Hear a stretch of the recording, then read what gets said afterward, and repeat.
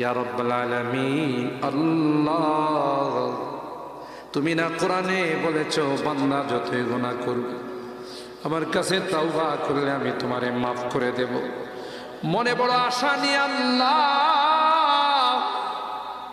তোমার শাহী দরবারে ভিক্ষুকের মতো হাত বাড়াইলাম। তুমি যদি ক্ষমা না করো, কে আমাদেরকে ক্ষমা করবে? কে আমাদের মাফ করবে?